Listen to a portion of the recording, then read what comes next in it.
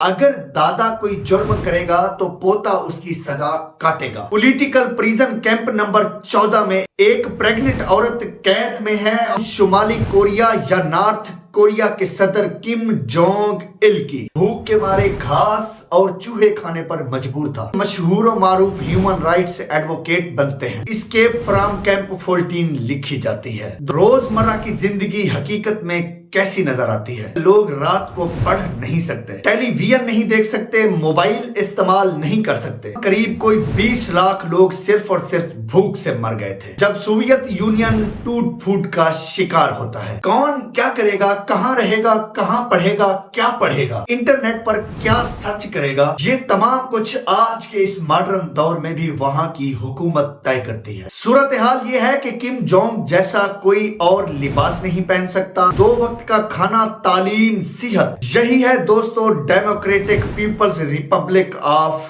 Korea. السلام علیکم دوستو، اس صدی کے سب سے بڑے طاقتور ترین ڈکٹیٹر کے بارے میں جاننے سے پہلے یہ جاننا بہت ضروری ہے کہ ڈکٹیٹرشپ یا امریت در حقیقت ہے کیا۔ دوستو، امریت یا ڈکٹیٹرشپ اس حکومت کو کہتے ہیں جس میں ریاست کے تمام تر اختیارات فرد واحد کے پاس ہوں یا پھر کسی ایک مخصوص گروہ کے پاس ہوتے ہیں۔ نہ تو وہ فرد یا گروہ کسی کو جواب دہ ہوتا ہے اور نہ ہی اس حکومت کی کوئی مدت مقرر ہوتی ہے۔ دوستو، آج میں آپ کو جس ڈکٹیٹر کے بارے میں بتانے والا ہوں اس کے اباؤٹ جانتے ہی آپ کے اوسان خطا ہو جائیں گے، کم از کم ایک لمحہ کے لیے تو آپ ساکت ہو جائیں گے۔ اس صدی کی خونخوار امریت یا ڈکٹیٹرشپ کے بارے میں جاننے کے لیے اس ویڈیو کو اینڈ تک دیکھنا بہت ضروری ہے، اور اگر آپ نے ابھی تک میرے چینل کو سبسکرائب نہیں کیا تو برائے مہربانی میرے چینل کو سبسکرائب کرنے کے ساتھ ساتھ بیل آئیکن کو دبانا بھی مت بھولیے۔ جی ہاں دوستو، میں بات کر رہا ہوں شمالی کوریا یا نارتھ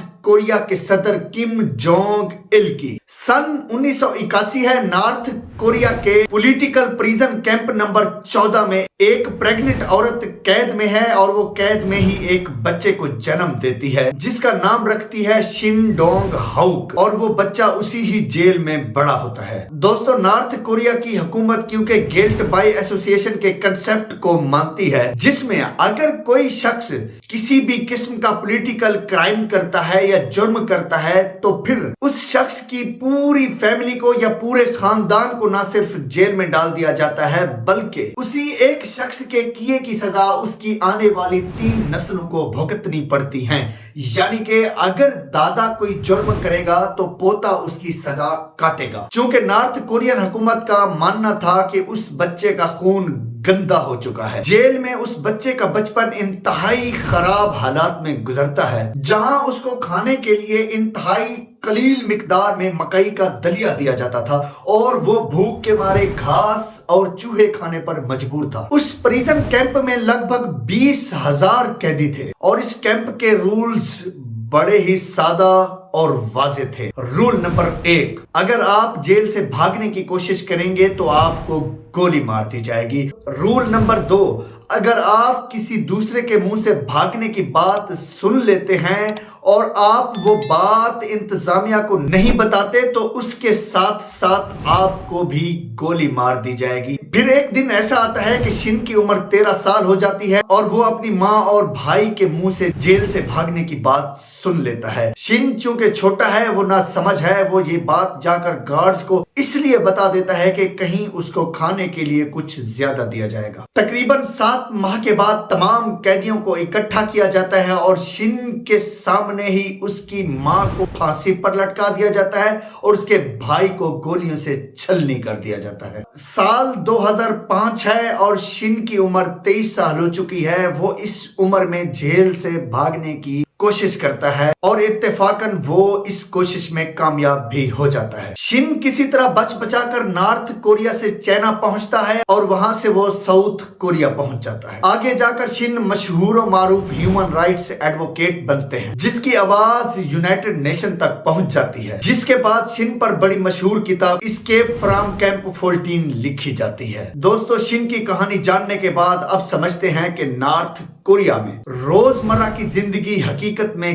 कैसी नजर आती है, वहां पर आम लोग किस तरह सरवाइव करते हैं। आइए दोस्तों बात करते हैं दुनिया की खतरनाक तरीन आमरीयत या डिक्टेटरशिप की। दोस्तों नॉर्थ कोरिया लगभग 2.5 करोड़ आबादी पर मुश्तमिल है और ये नक्शे में साउथ कोरिया के ऐन ऊपर मौजूद है। इसके वेस्ट में चाइना है। अगर आप रात के वक्त सैटेलाइट के थ्रू इस नक्शे को देखते हैं तो आपको साउथ कोरिया और चाइना रोशनी में जगमगाते जबकि नॉर्थ कोरिया अंधेरे में डूबा नजर आता है। यही है दोस्तों Democratic People's Republic of Korea, जिन्होंने ऑफिशियली अपने नाम के साथ डेमोक्रेटिक तो डाल रखा है, लेकिन डेमोक्रेसी से उनका दूर दूर तक कोई ताल्लुक या वास्ता नहीं है। दोस्तों चूंकि नॉर्थ कोरिया में लोग रात को पढ़ नहीं सकते, टेलीविजन नहीं देख सकते, मोबाइल इस्तेमाल नहीं कर सकते, इसीलिए लोग शाम को 7 बजे ही अपने अपने बिस्तरों पर चले जाते हैं। यही वजह है कि नॉर्थ कोरिया रात के टाइम अंधेरे में डूबा नजर आता है, क्योंकि उनको अंधेरे में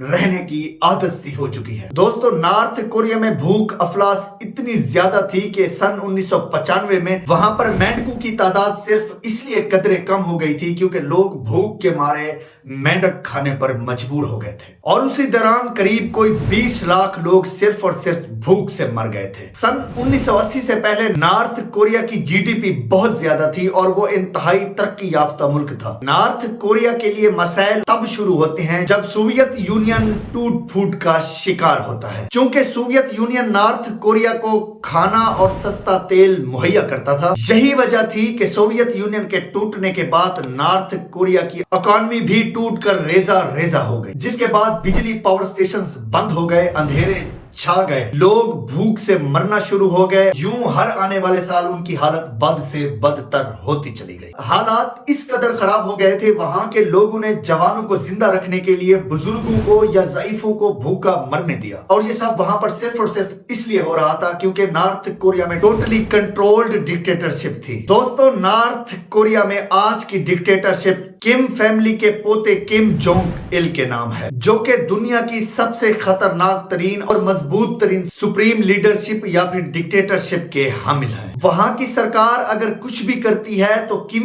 फैमिली के राज को जारी रखने के लिए करती है। वहां की गवर्नमेंट की हर मुमकिन कोशिश रहती है कि लोगों की निजी जिंदगी के हर एक अमल को, हर एक एक्ट को पूरी तरह कंट्रोल में रखा जाए। कौन क्या करेगा, कहां रहेगा, कहां पढ़ेगा, क्या सुनेगा, मोबाइल या टीवी पर क्या देखेगा, इंटरनेट पर क्या सर्च करेगा, ये तमाम कुछ आज के इस मॉडर्न दौर में भी वहां की हुकूमत तय करती है। लोग कहां सफर करते हैं, कैसे बाल रखते हैं, कैसे लिबास पहनते हैं, कैसे जागते हैं, कैसे सोते हैं, ये तमाम कुछ भी वहां की गवर्नमेंट तय करती है। वहां पर स्कूल ना जाने की सजा है, मगर जिनके बच्चे स्कूल जाते हैं वो बिना रिश्वत के पढ़ नहीं पाते। कॉलेज में एडमिशन फैमिली बैकग्राउंड या फिर रिश्वत के पैसों को मद्देनजर रख कर दिए जाते हैं। कॉलेज के बाद तकरीबन तमाम लड़कों को मिलिट्री में कमोबेश 10 साल की सर्विस करनी पड़ती है। इंटरेस्टिंग बात यह है कि नॉर्थ कोरिया में हर 5 साल के बाद पार्लियामेंट्री इलेक्शन तो होते हैं, लेकिन मसला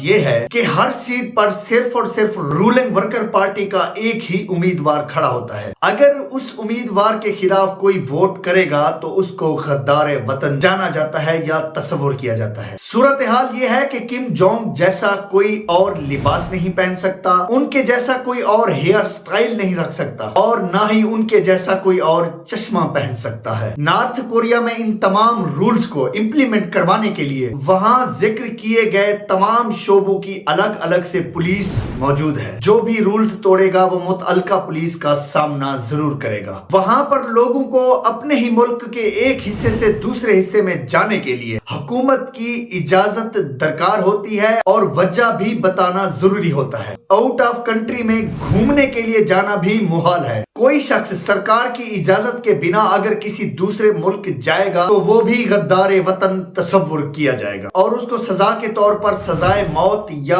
उम्र कैद की सजाएं भी दी जा सकती हैं। दोस्तों नॉर्थ कोरिया में इंटरनेट ना होने के बराबर है और वहां सोशल एप्स के साथ साथ इंटरनेट पर भी मुकम्मल पाबंदी है। वहां पर जो मोबाइल मिलते हैं वो भी हुकूमत के कंट्रोल में होते हैं और उन मोबाइल से आप किसी भी किस्म की इंटरनेशनल कॉल नहीं कर सकते क्योंकि फोन टोटली हुकूमत के कंट्रोल में होते हैं। दोस्तों नॉर्थ कोरिया क्योंकि एथिस्ट मुल्क है, वहां वहां पर लोगों को किसी भी मजहब की कोई आजादी नहीं है। खास तौर पर अगर ईसाइयों को इबादत करते देखा जाता है तो उनको निशाने इबरत बनाया जाता है, क्योंकि नॉर्थ कोरिया अमेरिका को अपना दुश्मन मानता है। नॉर्थ कोरिया के पहले सुप्रीम लीडर किम इल सोंग और दूसरे मौजूदा supreme leader Kim Jong Il को देवताओं की तरह पूजा जाता है। वहां पर बाकी किसी भी मुल्क की तरह तरक्की ना होने के बराबर है। ज्यादातर लोगों के पास 2 वक्त का खाना, तालीम, सेहत और घर में फ्रिज, वॉशिंग मशीन, हत्ता के किसी भी किस्म की सवारी की सहूलत भी मुयस्सर नहीं है। ये हकीकत है आज की खतरनाक तरीन और मजबूत तरीन